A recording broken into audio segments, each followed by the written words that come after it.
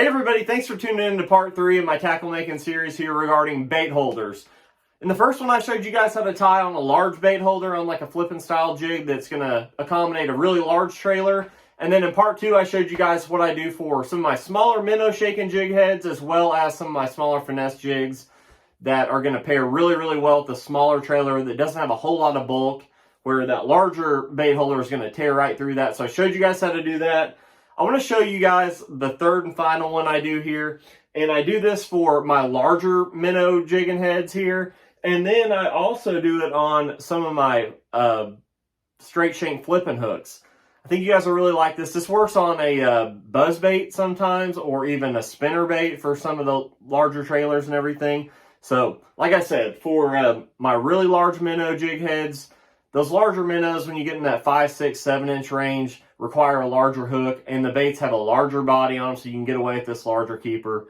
And like I said, I love doing this on my flipping hooks. Some of my favorite straight shank hooks don't come with a keeper. A lot of them do nowadays, but if they don't, you guys are in luck, because I'm getting ready to show you this. So here's a regular Do It freestyle head. I've actually cut the smaller holder off that comes standard in the mold, and I'm going to show you guys how to tie this kind of reverse holder that I've got on this flipping hook here. Like I said, as you guys know by now, the powder paint holds everything on there really well. I've flipped this a ton on like a creature bait, or even throwing a big worm in the summer. This works really well, and I've never ever had one fail. Super simple to tie, super durable, and for those two applications, I love doing this. And it also works on a buzz bait or spinner bait. If you got a long shank buzz bait you want to put like some kind of tow trailer on, or even a bigger spinner bait, 3/4 1 ouncer that has a long shank where you're going to have a big paddle style trailer on there. I do this sometimes as well. Like I said, it doesn't have to be a homemade bait or even just a straight hook.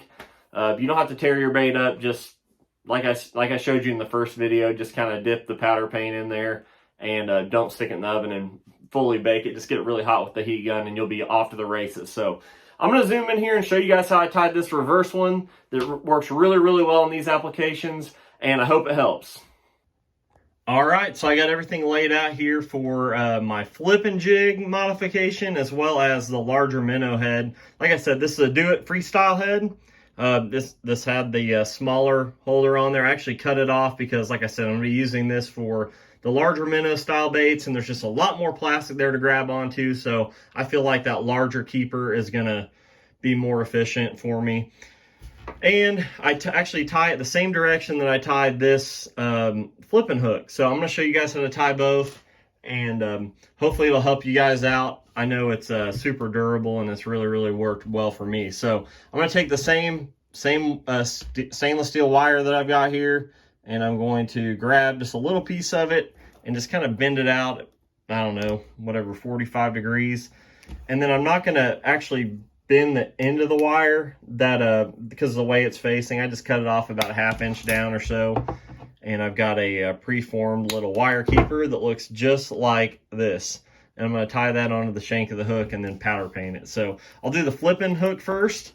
I'll just take my wire. I'm going to use the 28 gauge here, and just take the bend of it and match it to the back of the hook. I always like the back of the hook, the way the worm lays on there. It's going to lay flat across like that, and everything's going to be square. So take your wire, just wrap it on there super tight.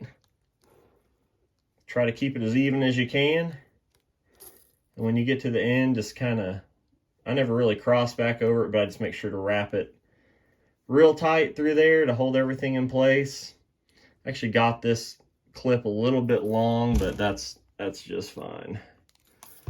So, and then before you powder paint everything, just kind of square it all up. Then fire up your heat gun, and we're going to powder paint it.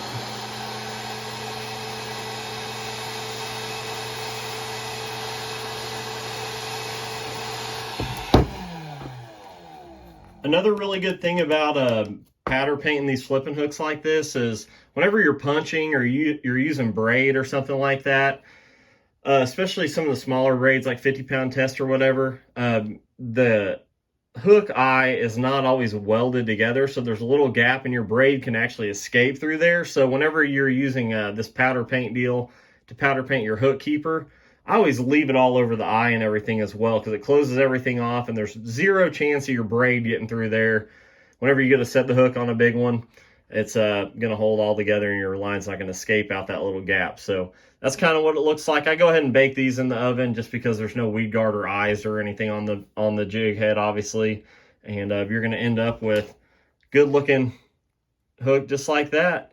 And you can tie it on whatever hook you want. Like this Gamakatsu hook I got here, it actually doesn't come with a bait holder, but I really like this hook. I throw a big worm on it a lot of times in the summer.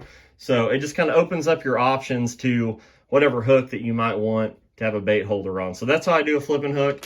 Like I said, with my larger minnows, I'm going to tie it on the exact same way. Just kind of bend the end of the wire out just a little. I left that one a little bit long, so I'm going to say probably 1/4 inch or so is really more accurately of what you need. Got your little clip right there. And then this is like a 3/0 hook, so it's got a longer shank. You got more to work with. So I'm going to let that thing face this way versus the actual hook style keeper that I've tied on the flipping jig that I showed you guys in the first video. So same deal. Just going to hold it on there, wrap the wire around it super tight to hold it in place. Get it started, kind of push it back down the shank of the hook, get everything square again, adjust it just how you want it, and then go ahead and just wrap it super tight. Tighter the better.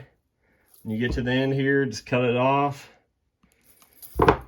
It's going to end up looking just like that. So like I said, you can epoxy them, you can super glue them, but once that plastic sets on there for a day or two, it kind of reacts negatively. So that's why I'm going with the powder paint. Powder paint this one real quick.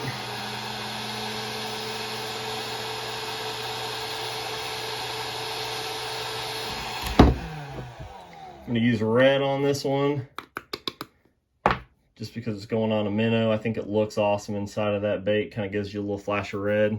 This one's got eyeballs on it, so I can't put it back in the oven to bake it all the way. So sometimes I'll hit it with a heat gun again just real quick.